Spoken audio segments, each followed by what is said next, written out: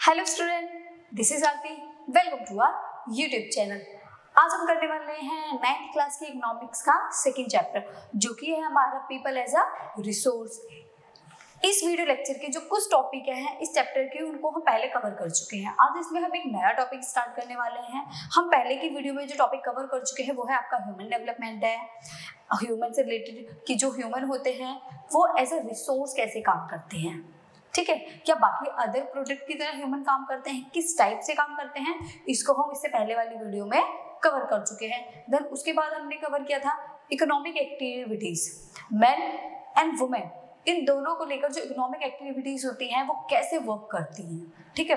Man and women as a labour कैसे काम करते हैं, वुमेन की जो एजुकेशन का क्राइटेरिया है एंड स्किल फॉर्मेशन है, लिटरेसी रेट है, हेल्थ केयर है, ये सारी की सारी चीजें कैसे वर्क करती है, हम इन सारे टॉपिक को कवर कर चुके हैं। तो उसमें हमने एक चीज ये पढ़ी थी, ऐसे जो लास्ट वाली वीडियो थी उसमें हमने ये कवर किया था कि जो मैन है और वुमेन, इन दोनों के हमने मार्केट एक्टिविटीज को किया था। मार्केट एक्टिविटीज मीन्स कि जो मैन है वो ज्यादा अर्न करता है किसके कंपैरिजन में, फीमेल के कंपैरिजन में। तो ऐसे क्या पॉइंट्स हैं, ऐसी क्या चीजें हैं हमारे सोसाइटी में जो फीमेल होती है वो मेल के कंपैरिजन में कम अर्न करती है। तो उन्हीं सारे टॉपिक्स को हम करेंगे और उनका सॉल्यूशन भी देखेंगे। जैसे वुमेन है, अब वुमेन्स को क्या है, हम पहले के टाइम से अगर देखें तो पहले के टाइम से हमारे क्या चीजें देख रखी है, उनमें ये चीजें हैं कि जो फीमेल है उनको एजुकेशन नहीं मिलती थी, उनको स्कूल नहीं जाने दिया जाता था, ठीक है। अच्छी मेडिकल फैसिलिटीज नहीं मिलती थी, ये स्किल जो ट्रेनिंग सेंटर है वहां नहीं जाने देते, तो उनके पास स्किल भी कम थे। देखो स्किल्स कम है, एजुकेशन कम है, इसकी वजह से जो उनकी अर्निंग होती थी वो भी मेल के कंपैरिजन में कम होती थी। तो अब इन सबका सॉल्यूशन क्या है, इन सबका सॉल्यूशन है कि उनको एजुकेशन देना।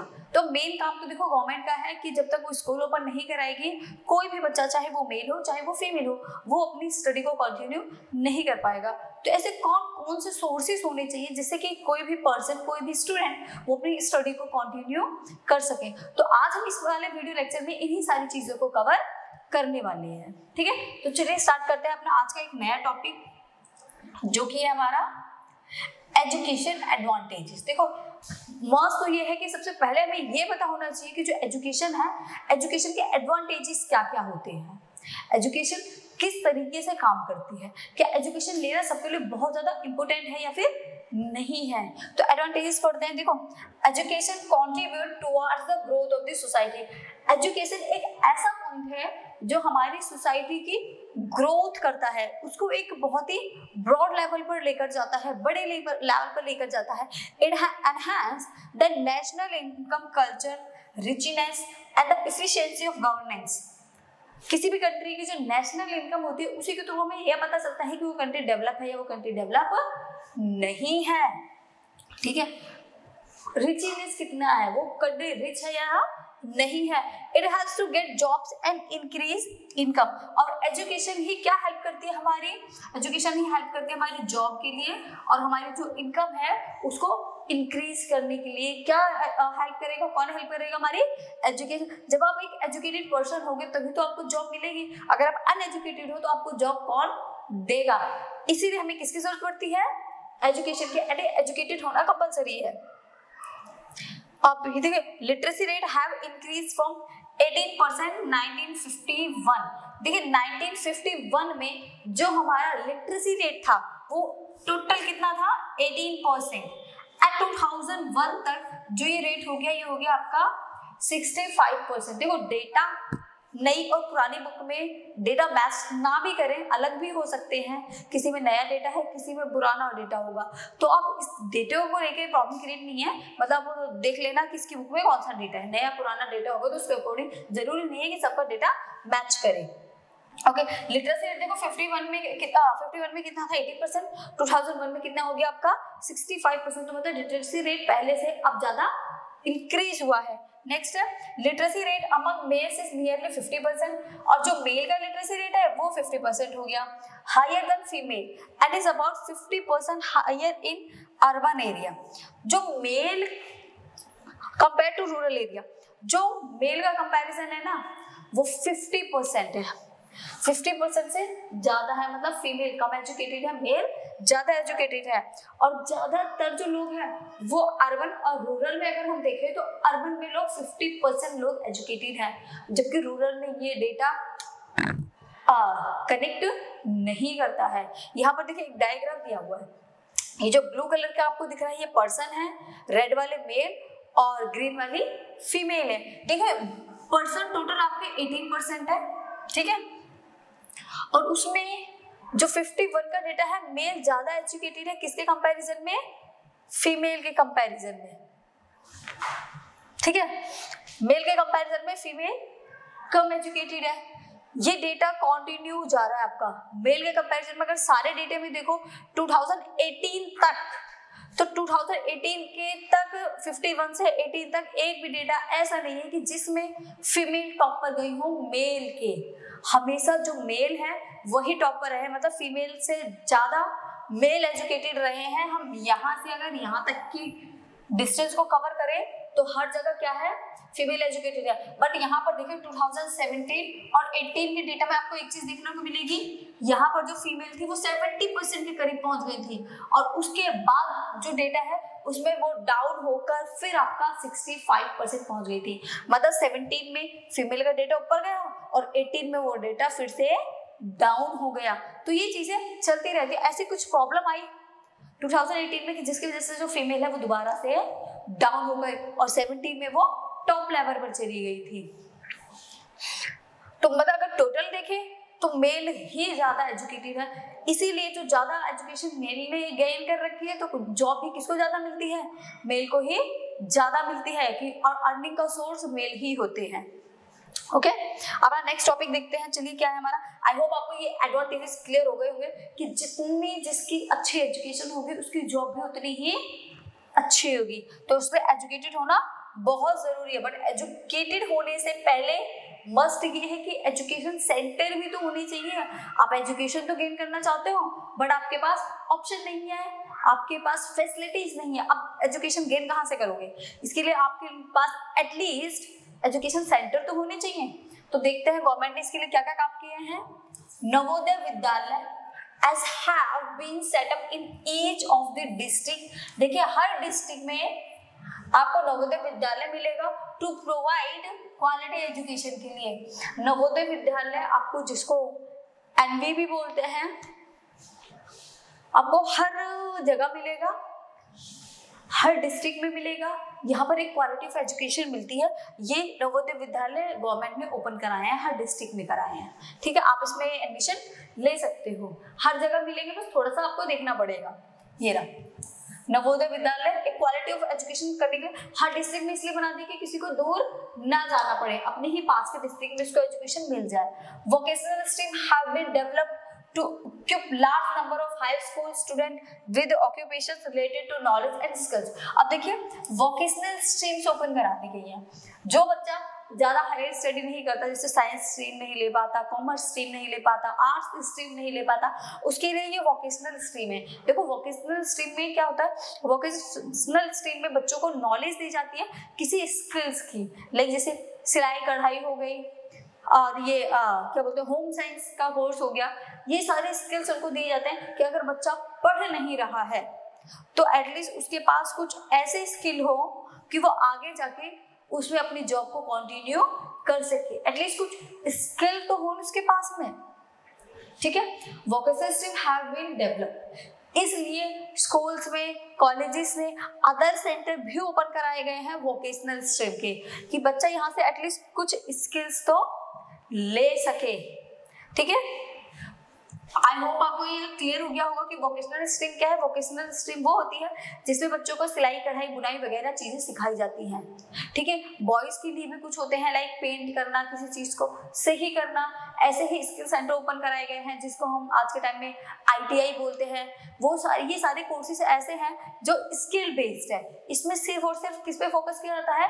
स्किल पे फोकस किया जाता है कि अगर बच्चा अपनी स्टडी में अच्छा नहीं है तो वो कुछ स्किल्स में तो अच्छा हो, जिस स्किल्स की वजह से वो आगे जाकर उसको कुछ जॉब मिल सके।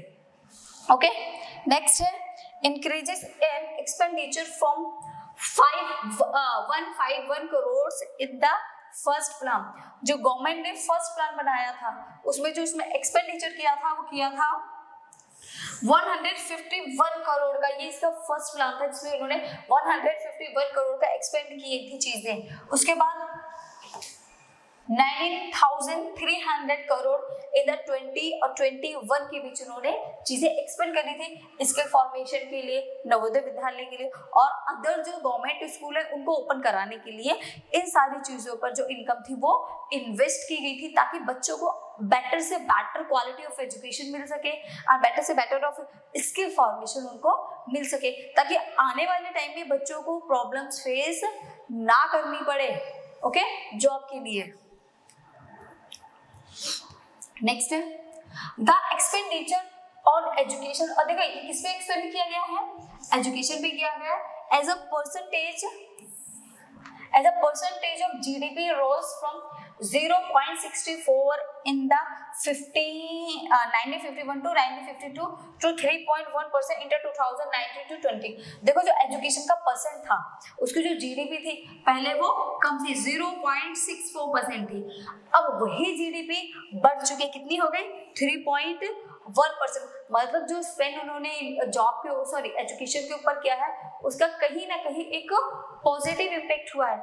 उसमें इतना स्पेंड करने के बाद भी जो उसकी जीडीपी है, लोग अर्निंग जो हुई है लोगों की जॉब के बाद, वो कहीं ना कहीं बढ़ी है, पहले कम थी और अब बढ़ी है। नेक्स्ट टॉपिक है हमारा स्टेप्स टू स्प्रेड एजुकेशन। ऐसे स्टेप्स क्या होने चाहिए जिसकी वजह से हम एजुकेशन को और ज्यादा बढ़ा सके, ठीक है। जैसे में फर्स्ट हमारा सर्व शिक्षा अभियान। सर्व शिक्षा अभियान का देखो मीनिंग ही क्या होता है। सर्व शिक्षा अभियान का मीनिंग होता है कि सब पढ़े सब बढ़े, कि जो एजुकेशन नाम की चीज है, शिक्षा नाम की जो चीज है, ये सभी को मिलनी चाहिए। जितने भी लोग सोसाइटी में, कंट्री में रहने वाले हैं, सबको एजुकेशन मिलनी ही चाहिए, okay. is a significant steps towards providing elementary education to all children in the age group of 6 to 14 years by 2010। 2010 एक क्राइटेरिया फिक्स किया था कि 2010 तक जितने भी बच्चे 6 to 14 एज के बच्चे हैं इन सभी को एटलीस्ट एलिमेंट्री एजुकेशन तो मिलनी चाहिए। अब यहाँ आपको ये नहीं पता होगा कि एलिमेंट्री एजुकेशन क्या होती है। एलिमेंट्री एजुकेशन वो एजुकेशन होती है एटलीस्ट बच्चा हायर एजुकेशन ना ले, 8th क्लास तक की उसको एजुकेशन मिलनी ही चाहिए। एलिमेंट्री एजुकेशन मीन्स कि बच्चे को 8 तक की तो एजुकेशन मिलनी ही चाहिए। एटलीस्ट वो अपने आप को ये तो बोल सके कि मैं एजुकेटेड हूँ। एजुकेटेड होने का मतलब ये नहीं कि आप हायर एजुकेशन ही गेन कर लो, वरना फिर लोग उसी को एजुकेटेड बोलेंगे जिसने पीएचडी कर रखी है, अदरवाइज तो बाकी कोई एजुकेटेड नहीं है। तो एजुकेशन का मतलब ये नहीं है कि आप सिर्फ पीएचडी ही करो। एजुकेटेड का मतलब यह है कि आप किसी भी 1 या 2 लैंग्वेज को अच्छे से लिख सको, अच्छे से पढ़ सको, सामने वालों को अच्छे से समझा सको, तब आपको एजुकेटेड माना जाएगा। अब आप एक लैंग्वेज भी ना पढ़ पा रहे हो ना लिख पा रहे हो और समझाने की बात तो बहुत ही दूर है, तो फिर आपको एजुकेटेड नहीं काउंट किया जाएगा।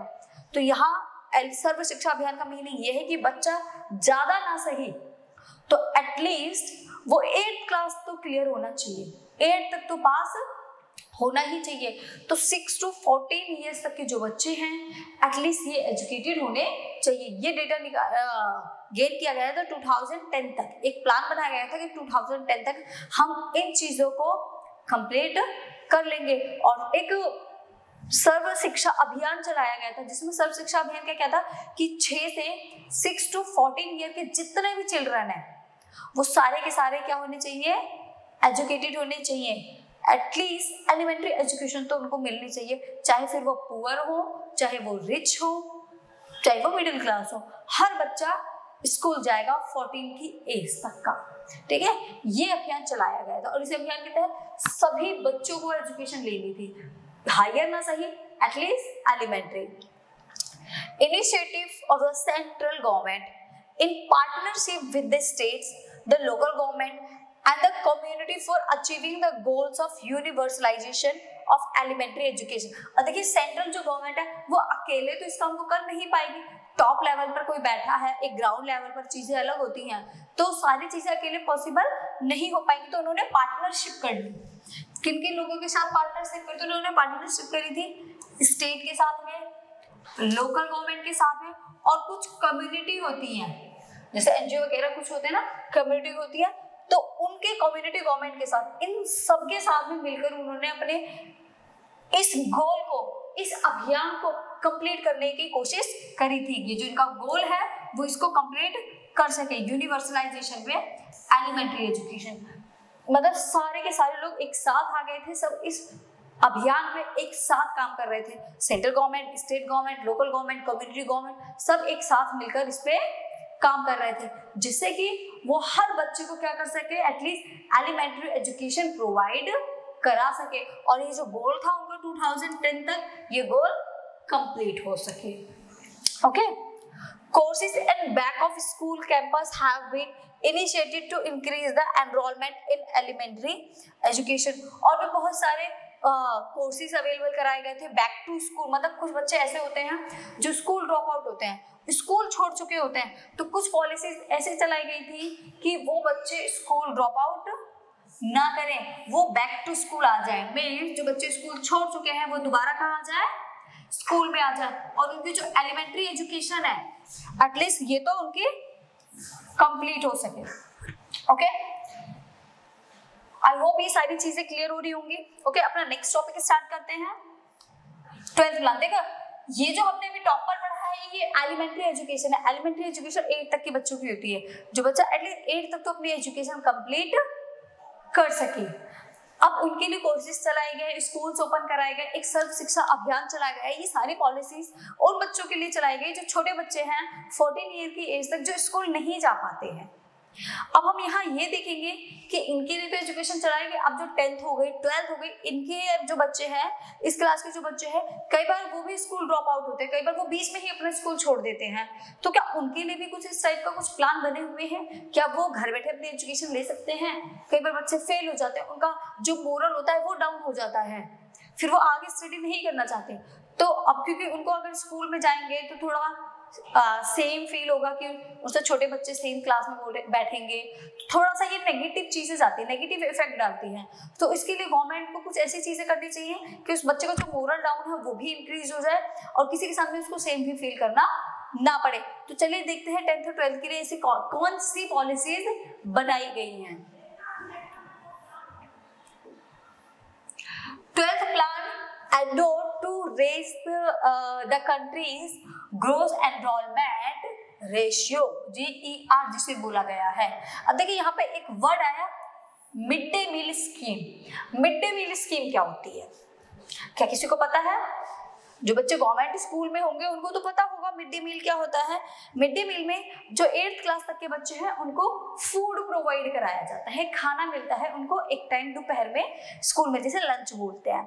ठीक है, लंच उनको स्कूल से ही प्रोवाइड होता है, ये 8th क्लास तक के बच्चों को मिलता है। तो ये वाली जो चीज है, जो ये स्कीम है मिड डे मील स्कीम, ये क्यों चलाई गई थी? मिड डे मील स्कीम इसलिए चलाई गई थी कि देखो अब सोसाइटी में हर टाइप के लोग हैं, कुछ तो बहुत हायर क्लास है, कुछ बहुत पुअर है। अब जो बहुत ज्यादा पुअर है वो क्या कर रहे हैं, उनका घर का खर्चा भी बहुत ही मुश्किल से चल रहा है, इवन उनको मांग के खाना पड़ता है। जो भिखारी होते हैं, लाइक जो दूसरों से खाना मांग के खा रहे हैं। अब एक बात बताइए, उनके पास 2 ऑप्शन है, पहला कि वो अपने बच्चों को एजुकेटेड करें, स्कूल भेजें, दूसरा ऑप्शन ये है कि स्कूल ना भेजकर वो अपने खाने का जुगाड़ कर लें। अब देखो अगर आपके पास खाने को नहीं है तो आप पहले एजुकेशन की तरफ जाओगे या पहले फूड की तरफ जाओगे?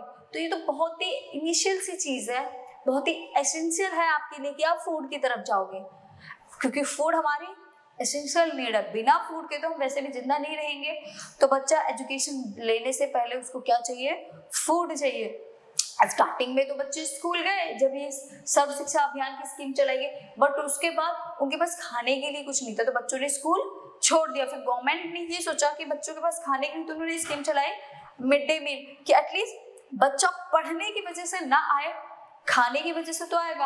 अब बच्चा स्कूल आ रहा है, जब बच्चे स्कूल जाते हैं तो वो स्कूल सिर्फ खाली हाथ खाने के लिए नहीं जाते। जब आप स्कूल जाते हो तो कुछ ना कुछ आप गेन करके ही लेकर आते हो। तो यहाँ ये स्कीम चलाई गई थी, एटलीस्ट बच्चे फूड के लिए ही आएंगे, बट आएंगे तो सही, और जब आएंगे तो कुछ ना कुछ वो जो नॉलेज है वो लेकर जाएंगे। इसलिए मिड डे मील की जो स्कीम थी वो चलाई गई थी कि जो छोटे बच्चे हैं वो खाने के थ्रू ही, फूड के लिए ही एटलीस्ट स्कूल में तो आएंगे।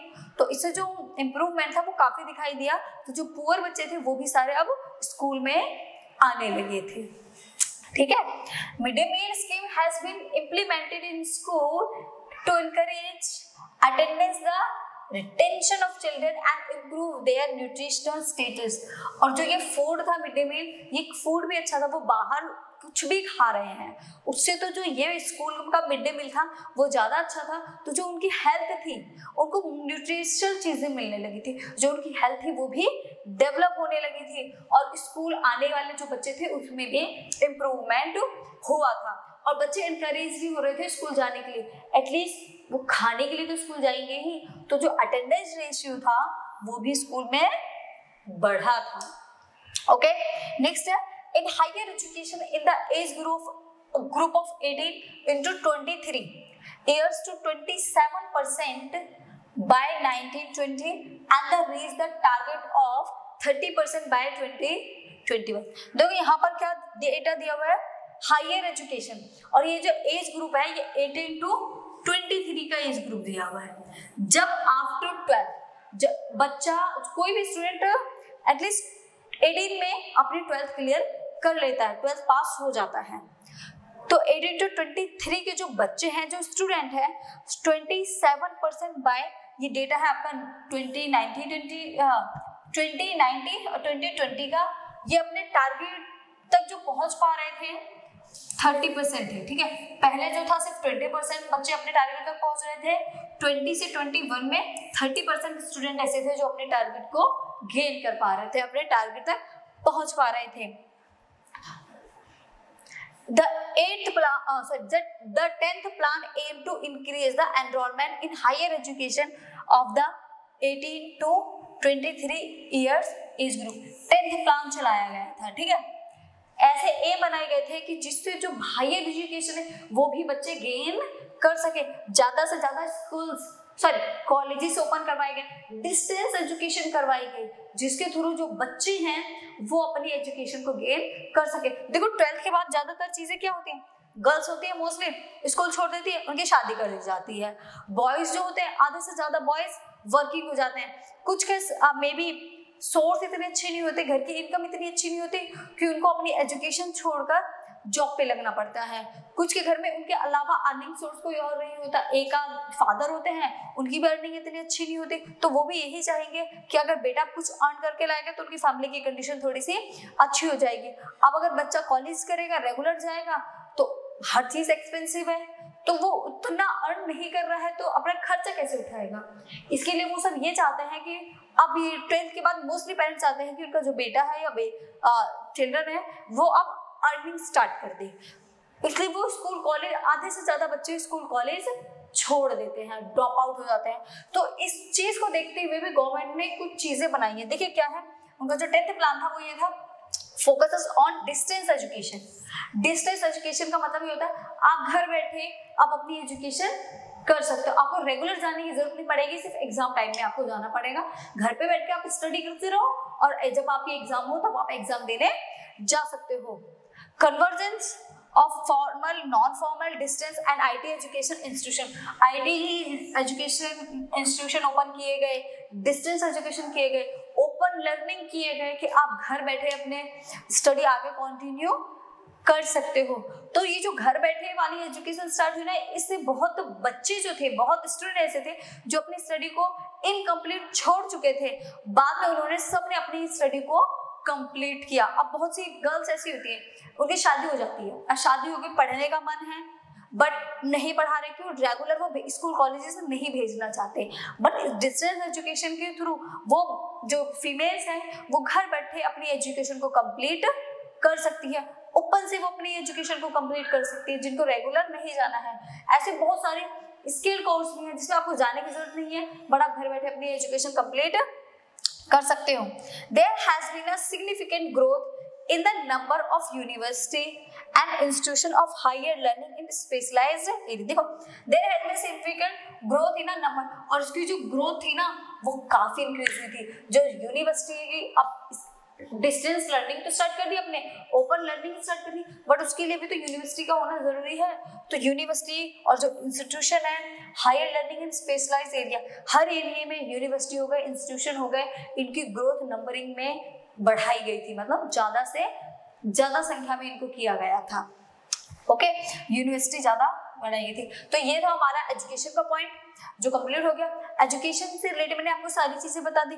10th और 9th और 10th के लिए भी यही चीजें थी। वो भी अगर नहीं कर पा रहे हैं तो ओपन से वो भी 10th वगैरह कर सकते हैं। जो बच्चा नहीं कर पा रहा है, फेल हो गया या किसी भी कंडीशन में कोई प्रॉब्लम हो गई, तो वो अपनी एजुकेशन कर सकता है। किसी को कभी कोई प्रॉब्लम आ जाती है, बच्चा बीच में अपनी स्टडी को इनकम्प्लीट छोड़ देता है, तो उस कंडीशन में आप डिस्टेंस एजुकेशन या फिर ओपन से अपनी इन चीजों को कंप्लीट कर सकते हो। तो आज के टाइम में एजुकेशन को लेकर इतनी सारी स्कीम्स आ गई हैं कि अगर कोई भी बच्चा चाहे तो अपनी पूरी की पूरी स्टडी कंप्लीट कर सकता है।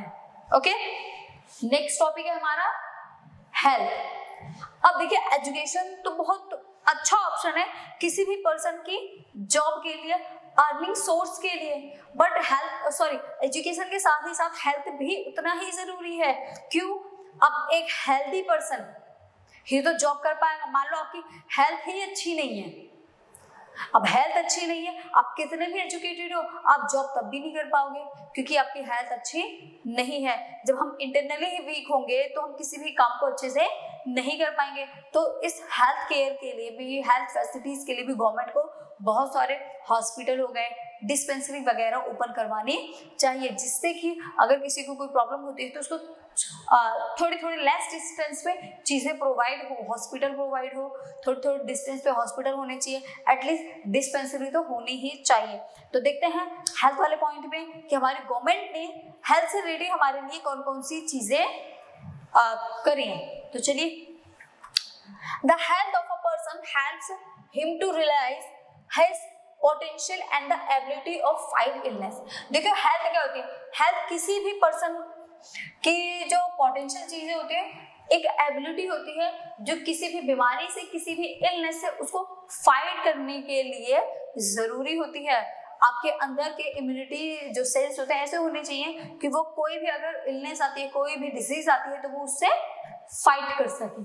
ठीक है, तो इसीलिए किसी भी पर्सन का हेल्दी होना बहुत जरूरी है। अगर आप वीक रहोगे, आपका किसी काम में माइंड नहीं लगेगा, आपका हमेशा मन करेगा कि आप सोते रहो, तो हेल्थ केयर बहुत जरूरी है।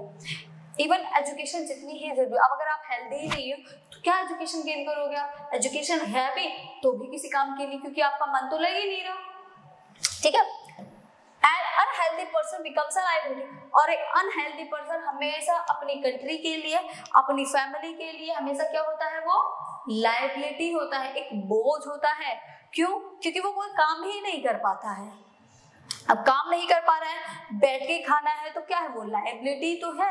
अगर वो कमा के अर्निंग लेकर आ रहा है तो वो अपनी फैमिली के लिए, अपनी कंट्री के लिए एज अ एसेट काम करेगा।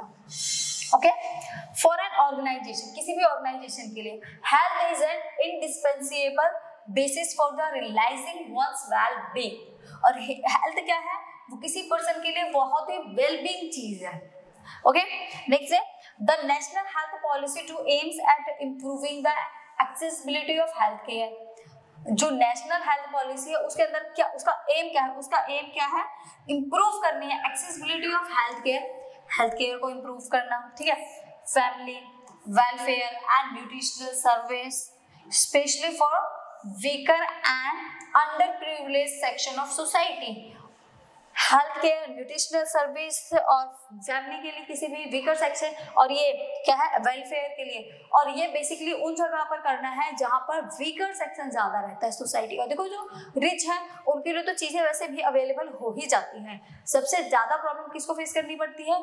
जो हमारी सोसाइटी का वीकर सेक्शन है। वीकर सेक्शन को सबसे ज्यादा इस प्रॉब्लम को फेस करना पड़ता है, क्योंकि उनके पास इतनी इनकम नहीं होती कि वो किसी बड़े हॉस्पिटल या प्राइवेट हॉस्पिटल में जाकर दिखा सके। वो पूरी तरह से किसके ऊपर डिपेंड रहते हैं? वो पूरी की पूरी तरह से वो गवर्नमेंट के ऊपर डिपेंड रहते हैं। तो एटलीस्ट उनके लिए इन लोगों को काम करना चाहिए। गवर्नमेंट को ऐसी पॉलिसीज बनानी चाहिए, हेल्थ केयर पॉलिसीज। ये देखिए यहाँ हमारे सामने एक डेटा दिया हुआ है। इस डेटा के अंदर कितने सारे जो मेडिकल कोर्सेज हो गए, नर्सेस हो गई, ये अवेलेबल कराई गई है कहाँ पे,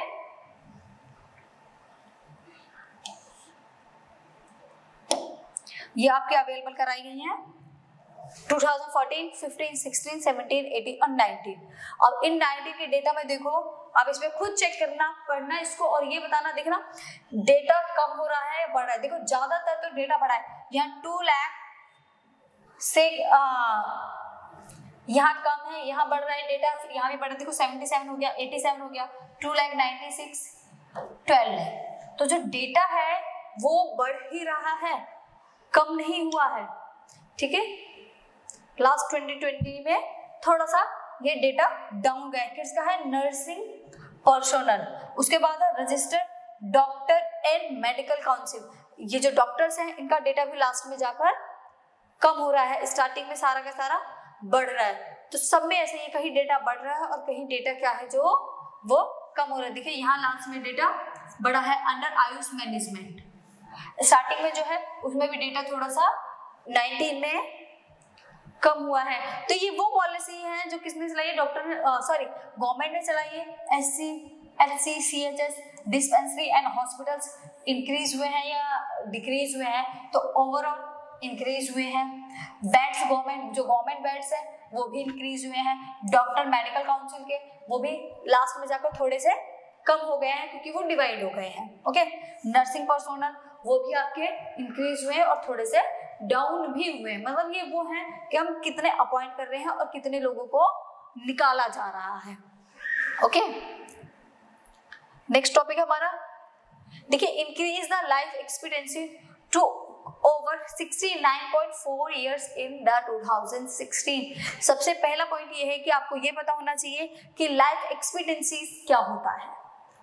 मैंने इससे लास्ट वाली वीडियो में इसका मीनिंग बताया था, चलिए दोबारा बता देती हूँ। लाइफ एक्सपेक्टेंसी का मीनिंग होता है कि किसी भी कंट्री में जो लोगों की एज है जिंदा रहने की, जीने की, वो कितनी है। मान लो किसी कंट्री में लोग 100 ईयर तक जिंदा रह रहे हैं और किसी कंट्री में वो 50 पे उनकी डेथ हो जा रही है, तो किस कंट्री के मेडिकल और हेल्थ केयर अच्छी है, 100 या 50 की? तो सिंपल सी बात है, जो 100 है उनकी अच्छी है। क्यों?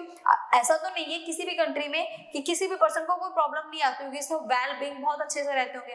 कहीं ना कहीं थोड़ी बहुत तो प्रॉब्लम उनको फेस करनी पड़ती ही होगी, नॉर्मल सी बात है। तो वहाँ के हेल्थ फैसिलिटीज इतनी अच्छी हैं कि वो उनको जल्दी से ठीक कर देते हैं, और कहीं की इतनी बेकार है कि वो उनको सही भी, पूरी तरीके से सही भी नहीं कर पाते। अब उनको सही भी नहीं कर पा रहे तो यहाँ लोगों की डेथ ज्यादा हो रही है और यहाँ लोग ज्यादा टाइम तक जिंदा रहते हैं। तो ये है किसी भी कंट्री की लाइफ एक्सपीरियंसी रिपोर्ट कि एवरेज जो लोग हैं वहां पर कितने टाइम तक जीवित रहते हैं। ठीक है, जो उनकी लाइफ है वो कितने टाइम की है, लॉन्ग लिव लाइफ है या फिर नॉर्मली मतलब कम टाइम में चलेगा ऊपर। Increase the life expectancy to overcome 69.4 years in 2016। तो ये जो लाइफ एक्सपेक्टेंसी रिपोर्ट जो है आपकी, ये इंक्रीज हुई है, बढ़ी है, मतलब लोगों की जो लाइफ है वो लिव लाइफ बन गई है। ओके, नेक्स्ट है इन्फेंट मोर्टेलिटी रेट। अब बताइए इन्फेंट मोर्टेलिटी रेट क्या होता है?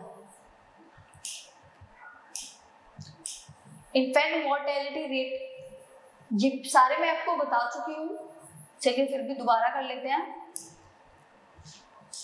इन्फेंट मोर्टेलिटी रेट होता है, देखो इन्फेंट का मतलब होता है शिशु, एक छोटा बच्चा जो बॉर्न होता है, 1 साल तक का बच्चा जो अपना पहला बर्थडे भी नहीं मनाता। हम किसी पर्टिकुलर एक एरिया को लेंगे और उस एक एरिया से हम 1000 बच्चों को लेंगे और उस 1000 बच्चों में हम ये देखेंगे 1000 बच्चों में कि 1000 जो चाइल्ड है, किड्स हैं, उन 1000 इन्फेंट में कितने ऐसे बच्चे हैं जिन्होंने अपना फर्स्ट बर्थडे भी नहीं मनाया और उनकी डेथ हो गई। तो जो ऐसे बच्चे होते हैं उनको बोलते हैं इन्फेंट मोर्टेलिटी रेट। देखिए IMR has come down from 147 in 1951। देखिए इसका जो रेशियो था 1000 बच्चों में से 147 के जो किड्स हैं या फिर इन्फेंट बोल सकते हो आप, 1951 का ये था। 1000 में से 147 जो इन्फेंट थे उनकी डेथ हो रही थी 1951 में। यही चीज 2020 तक आते आते कितनी हो गई, 36 हो गई। मतलब चीजें डिक्रीज हुई है। इस कंडीशन में डिक्रीज, जितना ज्यादा डिक्रीज होगा उतना ही ज्यादा अच्छा होगा। तो इससे हमें ये भी पता चलता है कि यहाँ की जो हेल्थ फैसिलिटीज है वो आज के टाइम में पहले से ज्यादा बेटर हो चुकी हैं। पहले भी थी तो इतनी बेटर नहीं थी कि वो बच्चों को बचा सके। तो इन्फेंट मोर्टेलिटी रेट वो है जिसमें हम 1000 ऑफ इन्फेंट में देखते हैं कि कितने बच्चों की 1 साल से पहले डेथ हो गई है। जितने कम बच्चों की डेथ होगी वहां की मेडिकल फैसिलिटीज उतनी ही ज्यादा अच्छी होंगी। ओके, नेक्स्ट है crude rate have drop to 20.0 2008। देखो क्रूड रेट क्या होता है? क्रूड रेट वो होता है कि बच्चा जन्म लेते ही कितने बच्चों की डेथ हो रही है।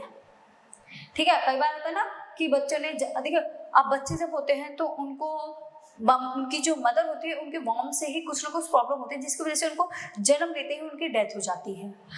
और कुछ 1 साल तक रहते हैं। जो 1 साल तक के बच्चे की डेथ होती है वो इन्फेंट मोर्टेलिटी में आएगा, और जिनकी जन्म लेते ही डेथ हो गई वो क्रूड बर्थ रेट में आ जाएगा। ठीक है, यहाँ पे बर्थ आएगा,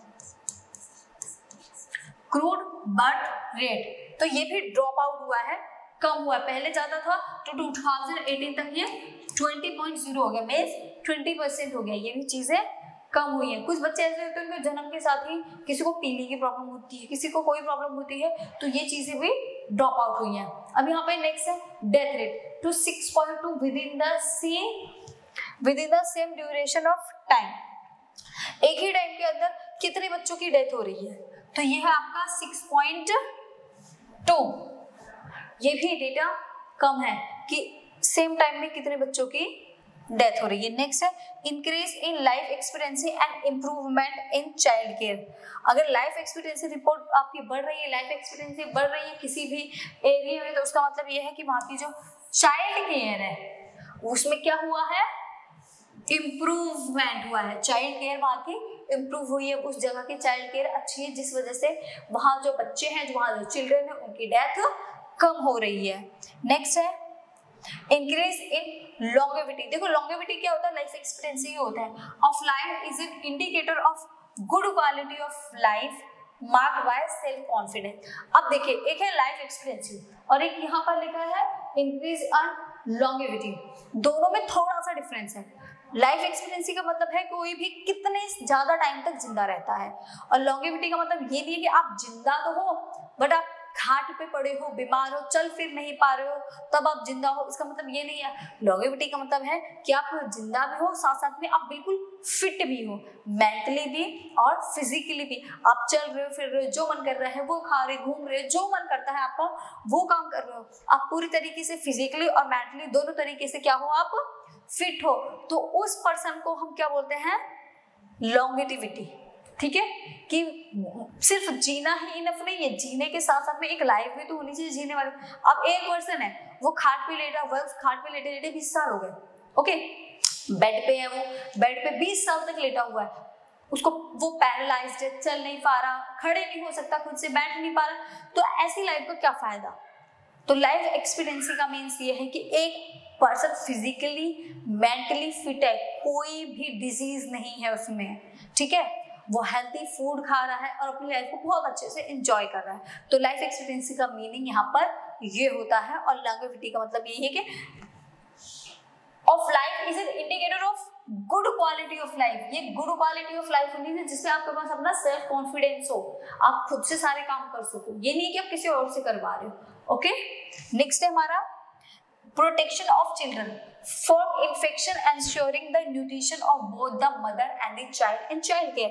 देखो कुछ चीजें गवर्नमेंट को एज अ प्रोटेक्शन करवानी चाहिए, जिससे कि जो बच्चे न्यू बेबी बॉर्न होते हैं कई बार उनको इन्फेक्शन हो जाता है, उनकी मदर को इन्फेक्शन हो गया, क्योंकि जिस टाइम वो किसी बेबी को बॉर्न देते हैं उनकी बॉडी बहुत ज्यादा वीक हो जाती है। अब बॉडी वीक हो गई तो जो बाहर के जो जर्म्स होते हैं वो इजिली अटैक कर सकते हैं, तो इसलिए उन्हें ऐसे child and child care improve करनी चाहिए, जिससे मदर और वो जो किड है उन दोनों को भी किसी भी इन्फेक्शन की कोई भी प्रॉब्लम फेस ना करनी पड़े, वो इस डेंजर जोन से बाहर रहे। ओके, नेक्स्ट है हमारा There are many places in India which do not have even these basic facilities। India में बहुत सारे प्लेस ऐसे हैं कि जहाँ पर ये सारी फैसिलिटीज बहुत दूर है, मतलब ऐसी जगह भी है इंडिया में कुछ जहाँ पर इस टाइप की कोई भी फैसिलिटीज नहीं है। तो यहाँ पर गवर्नमेंट का सबसे पहले काम क्या होगा कि गवर्नमेंट को हर जगह child care, medical facilities, health care and quality of education, तो ये एजुकेशन प्रोवाइड करानी चाहिए जिससे कि बच्चा अपनी हेल्थ को भी मेंटेन कर सके और वो अच्छे से अपनी एजुकेशन को भी गेन कर सके। नेक्स्ट है there are only 542 medical college. अब देखिए इंडिया इतना बड़ा है, पॉपुलेशन 140 के ऊपर पहुंच चुकी है और सिर्फ मेडिकल कॉलेज कितने हैं 542। कितनी सीट्स होंगी 1000 सीट्स होंगी और उसके बाद पॉपुलेशन तो इतनी ज्यादा है in the country and 313 dental college, और डेंटल कॉलेज तो इससे भी कम है।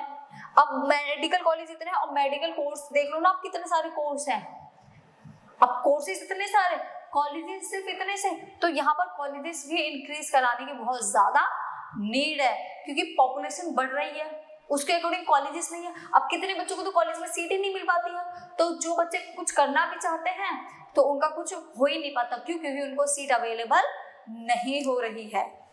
नेक्स्ट है 4 states Andhra Pradesh, Karnataka, Maharashtra and Tamil Nadu has maximum number of medical college, और ज्यादातर जो कॉलेजेस हैं इनमें से डेंटल और ये मेडिकल कॉलेज में आंध्र प्रदेश में, कर्नाटका, महाराष्ट्र और तमिलनाडु में, मतलब ये यूपी हो गया, राजस्थान हो गया, बिहार हो गया, मध्य प्रदेश हो गया, उत्तराखंड, हिमाचल, ये सारे एरिया तो ऐसे हैं, छत्तीसगढ़, ये सारे एरिया तो ऐसे हैं कि जहां पर मेडिकल कॉलेज का एक भी कॉलेज ही नहीं है।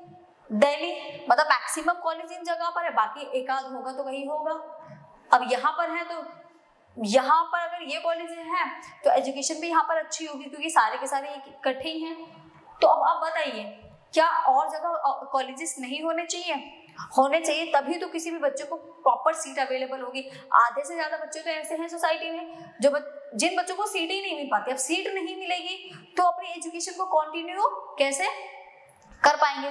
तो यहाँ मस्ट जो काम है वो है गवर्नमेंट का कि उसको एजुकेशन सेंटर, स्किल फॉर्मेशन के ट्रेनिंग सेंटर, हेल्थ केयर के लिए मेडिकल फैसिलिटीज, हॉस्पिटल्स हो गए, डिस्पेंसरीज हो गई एंड मेडिकल कॉलेज और भी अदर जो यूनिवर्सिटी है उनको ओपन कराना चाहिए जिससे सारे के सारे बच्चों को सीट अवेलेबल हो सके। ओके, आज के लिए इतना ही। बाकी की जो चीजें हैं उनको हम नेक्स्ट क्लास में कवर करेंगे, नेक्स्ट वीडियो में कवर करेंगे। ओके, तब तक के लिए बाय बाय, फिर मिलेंगे एक नए वीडियो के साथ।